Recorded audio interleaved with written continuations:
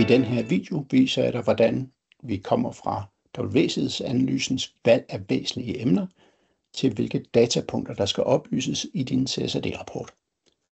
Jeg skal starte med at tage nogle forbehold og nogle informationer her. For det første, den her udvælgelse af datapunkter, der baserer vi os på EFRAGs svar.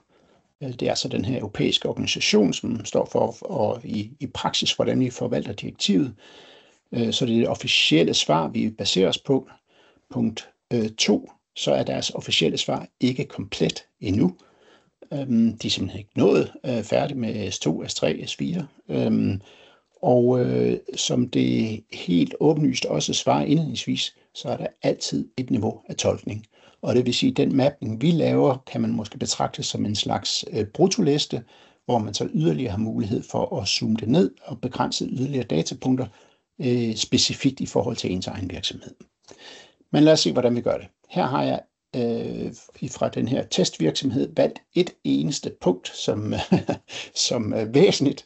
Det er nok ikke så sandsynligt, men sådan er det. Og så har jeg en mulighed fra at gå herfra over og sige, lad os se på de her datapunkter.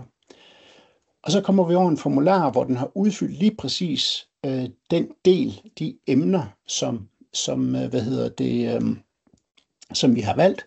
Og nu kan jeg altså prøve at se på, hvad er det så for datapunkter, der er tale om, og så genererer den de relevante datapunkter baseret på EFRAGs visning.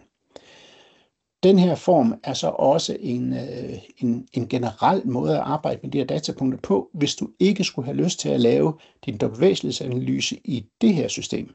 Men du vil være uafhængig, du har lavet din egen, så kan du her gå ind og vælge de emner, som du mener, der er, eller som I har valgt, som værende væsentligt for jeres virksomhed.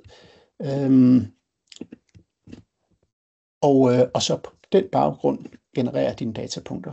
Og så kommer alle datapunkterne nedad, og der er temmelig mange.